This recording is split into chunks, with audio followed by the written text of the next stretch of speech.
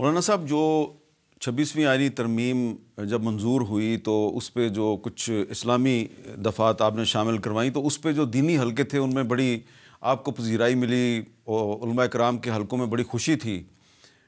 ہو سکتا ہے یہ جو مدارس والا بل ہے اس کا مسئلہ بھی حل ہو جائے، لیکن پھر ہم نے دیکھا کہ یہ پچھلے دنوں کچھ سوشل میڈیا کے استعمال سے روکنے کے لیے حکومت جو ہے اس نے کہا کہ وی پی این کا استعمال بھی نہیں ہونا چاہیے۔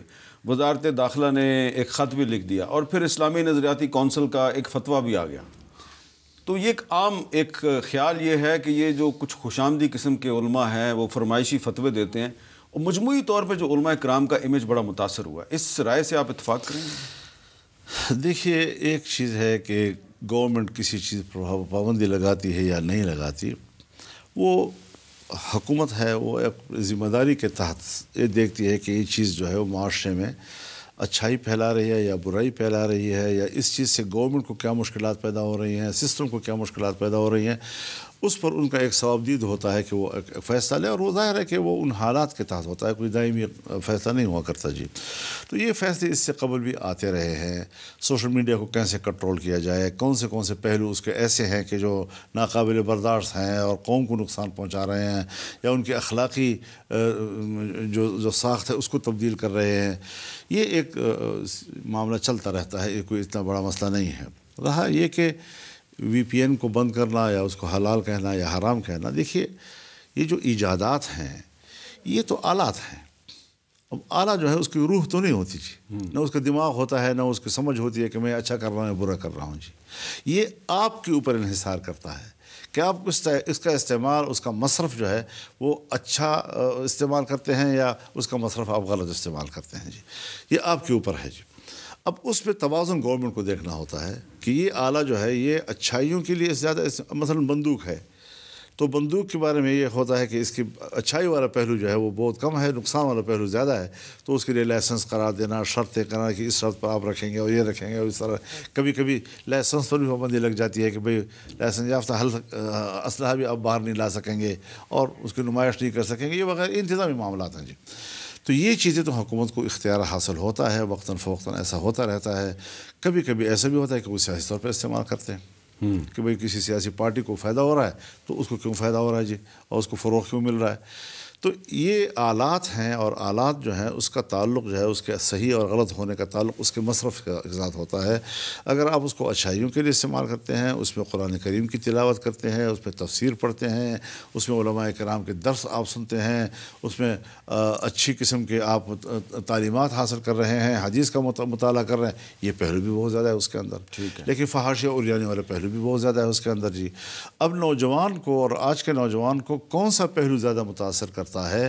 میرے خیال میں جو روحانی اور صاف پہلو ہے وہ کم، اور جو بد تہذیبی اور بد اخلاقی ہے وہ زیادہ متاثر کر رہا ہے۔ اب یہ چیز تو ایک ایسی چیز ہے کہ جس کے ساتھ اسلامی ذکر کا کیا تعلق ہے جی؟ یہ تو گورنمنٹ کے معاملات ہیں، وہ اپنے فائدے نقصان، ملک کے فائدے نقصان، معاشرے کے فائدے اسلامی نظریاتی کونسل ایک غیر ضروری فتویٰ دے دیا، غیر ضروری میرے خیال میں دیا، اور اچھا ہوا کہ ان کے اپنے اراکین نے اس کا نوٹس لیا، تو انشاءاللہ حل ہو جائے گا۔ آخر میں باقی میں آپ کو یہ بات بتا دوں جی کہ جہاں تک راغب حسینی صاحب کا تعلق ہے، معقول آدمی ہے جی، ایسا نہیں ہے، لیکن انسان ہے۔ بعض دفعہ کوئی ایسی بات انہوں نے اپنے اچھے خیال سے کی ہوگی اور اس کا جو تاثر آیا وہ اچھا نہیں ہوا جی۔ آخر میں یہ بتائیں مولانا صاحب کہ آپ کی جو جماعت ہے یہ کئی سال سے اس کے اندر یہ بحث چل رہی ہے کہ پارلیمانی سیاست جو ہے اس کو برقرار رکھا جائے، عسکریت کی طرف چلے جائیں، اور یہ جو 8 فروری 2024 کا الیکشن ہے اس کے بعد سے پھر سے آپ کی جماعت کے اندر یہ گفتگو شروع ہو گئی ہے۔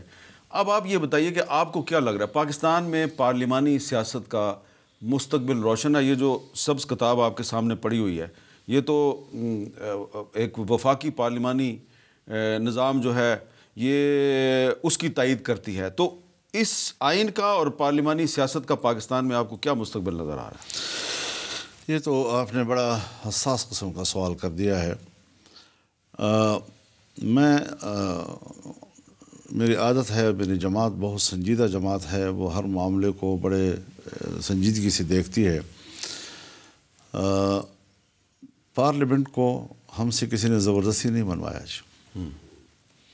اگر ہندوستان میں جمعیت علماء ہند وہ پارلیمانی سیاست نہیں کرتی تو کوئی زبردستی تو نہیں کرا سکتی جی۔ پاکستان کے اندر مجلس احرار اسلام ہے، وہ پارلیمانی سیاست نہیں کرتی، کوئی زبردستی کرا سکتی ہے. منظور پشتون ہے، وہ کہتے ہیں کہ میں پارلیمانی سیاست نہیں کرتا، کوئی زبردستی تو نہیں کرا سکتا اس سے. تو ہم سے بھی کسی نے یہ زبردستی یہ راستہ نہیں اپنایا. ہم نے ملک کے حالات کو اور ملک کی سیاست میں ایک مؤثر کردار کے لیے اس کو ایک مناسب فورم سمجھا ہے، اور ہم بڑے اختیار کے ساتھ اس نظام کے ساتھ چل رہے ہیں اور خوش اسلوبی کے ساتھ چل رہے ہیں. لیکن یہ بات یاد رکھنی چاہیے کہ پارلیمانی سیاست میں ضرور سیاسی جماعت کا یہ ہدف ہوتا ہے کہ میں اقتدار تک بھی پہنچوں. لیکن اقتدار تک پہنچنے کے لیے نظریات کا سودا نہیں کیا جاتا جی، مقاصد کا سودا نہیں کیا جاتا. اس کے لیے جدوجہد جاری رہتی ہے، اور جتنی آپ کے اندر طاقت اور بساط ہے اس کے مطابق آپ آگے بڑھ رہے ہیں اور بڑھ رہے ہیں جی. اب اس حوالے سے جمعیت علماء ایک پارلیمانی سیاسی جماعت ہے، اور ملک میں جمہوریت کی جو تعریف اس آئین نے کی ہے کہ جس میں پارلیمنٹ کو یا اس کی اکثریت کو قرآن و سنت کے منافی قانون بنانے کا حق حاصل نہیں ہے، بلکہ قرآن و سنت کے تابع قانون سازی کا پابند ہے ہماری پارلیمنٹ. اور اس حوالے سے جو ہماری اسلامی نظریاتی کونسل ہے، اسلامی نظریاتی کونسل کی رپورٹ آتی تھی سن 73 سے، اور جا کر کمیٹی کے روم میں ڈمپ ہو جاتی تھی. اور آج تک اسلامی نظریاتی کونسل کی سفارشات جو مکمل ہو چکی ہیں، اور جو موقع بموقع کوئی مسئلہ آتا تھا اور پارلیمنٹ ان کے پاس بھیجتا تھا، اس کی بھی سفارشات مکمل ہو چکی ہیں، لیکن آج تک ایک قانون سازی نہیں ہوئی. اب ظاہر ہے کہ ہم کسی سے پارلیمنٹ کے قانون سازی کا اختیار تو نہیں سلب کر سکتے جی، یا اسلامی نظریاتی کونسل ایسا ادارہ بھی تو نہیں ہے کہ وہ پارلیمنٹ کی قانون سازی کا حق سلب کر سکے. لیکن قانون سازی تک ہم پہنچیں گے تب جب اس پر ڈبیٹ تو ہوگا. ٹھیک ہے. تو اب یہ ہے کہ اس آئین میں انہوں نے یہ کر دیا ہے کہ صرف پیش ہی نہیں ہوں گی بلکہ پارلیمنٹ ڈبیٹ ہوگا جی. اب جو ڈبیٹ ہوگا تو 2 حصے بن جائے گا ایوان، ایک اس کے حق میں جائے گا، ایک اس کے خلاف جائے گا. تو اس میں پھر اس پہ ایک پوزیشن میں آ جائیں گے کہ بھئی اس کے مطابق قانون سازی بھی ہونی چاہیے. تو ہم پارلیمنٹ کی اسلام اور قرآن و سنت کے مطابق قانون سازی کے مرحلے تک پہنچنے میں ہم نے راستہ بنا لیا ہے اس کے. ٹھیک ہے. تو یہ ایک مثبت پیش رفت کہا جا سکتا ہے اس کو جی. دوسری بات یہ ہے کہ شریعت کورٹ اس پہ آ گئی جی. اب شریعت کورٹ آپ کو پتہ ہے کہ وہ اتنے کمزور کورٹ ہے کہ اگر اس کے فیصلے کے خلاف سفید کاغذ پر بھی آپ کچھ لکھ کر سپریم کورٹ میں بھیج دیں یا اس کے اپیلیٹ بینچ میں بھیج دیں تو فیصلہ ختم، اور پھر وہ 100 سال تک بھی نظر ثانی میں لگا رہے گا، کوئی اس کو سننے والا نہیں ہوتا. آج شریعت کورٹ کو مضبوط اور مستحکم کر دیا گیا ہے، اور اس کے ہر فیصلے کو نافذ العمل قرار دیا گیا. 26ویں آئینی ترمیم کی ترمیم کے تحت جی. اس کے خلاف اپیل کا حق تو آپ کسی سے نہیں چھین سکتے. ٹھیک ہے. اب کوئی شخص چلا گیا سپریم کورٹ میں یا اس کے اپیلیٹ بینچ میں، اپیلیٹ بینچ میں یا اپیل کے ادارے میں اس کو پابند کر دیا گیا ہے کہ آپ 1 سال تک ضرور فیصلہ دیں گے، چاہے آپ آئین کی روح سے مثبت فیصلہ دیں یا منفی فیصلہ، آپ کا اختیار ہوگا. لیکن اگر نہ دے سکے تو خود بخود وہ فیصلہ نافذ العمل ہو جائے گا. ٹھیک ہے. دوسرا یہ کہ شریعت کورٹ کا کوئی جج اپنی ہی کورٹ کا چیف جسٹس نہیں بن سکتا تھا جی، اور کوئی جج آتا بھی نہیں تھا کہ یہاں پر تو جج کی اہمیت ہی ختم ہو جاتی ہے جی.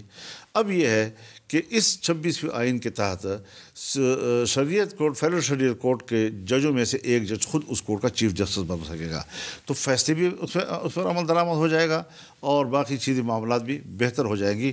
اور سود کے لیے چونکہ کورٹ فیصلہ دے چکی ہے، یہی فیڈرل شریعت کورٹ، تو جب اس نے فیصلہ دے دیا ہے کہ ربا جو ہے 31 دسمبر 2027 تک اس کو اس مالیاتی نظام کو سود کے آلائش سے پاک کر دیا جائے، تو ہم نے کہہ دیا کہ 31 کے بعد ربا ختم ہو جائے گا جی، یعنی یکم کے بعد، جنوری 28 کے بعد جی. اب اگر آپ اس پالیسی کو پڑھیں گے اور پھر کورٹ کے فیصلے اور شریعت کورٹ کے فیصلے کو آپ پڑھیں گے، اور پھر اس کو جو آئینی اختیار میں اضافہ کیا گیا ہے اس کو آپ پڑھیں گے اور ان کو یکجا کریں گے، تو مفر نہیں ہوگا کہ اس سے کوئی انحراف کر سکے. اور جب کورٹ میں بھی کوئی آدمی جائے گا تو میرا جو لا منسٹر ہوگا یا میرا جو اٹارنی جنرل ہوگا، کیا وہ اپنے آئین کی پالیسی کے خلاف جائے گا؟ نہیں جائے. اس کے مطابق ان کو کہنا ہوگا کہ ہاں کورٹ کا فیصلہ ہے اور وہ نافذ العمل ہے، اب اس کے بعد ملک کے اندر کوئی مالیاتی نظام وہ سود کی آلائش کے ساتھ نہیں ہو سکتا. تو آپ نے کافی کچھ حاصل کر لیا. الحمدللہ.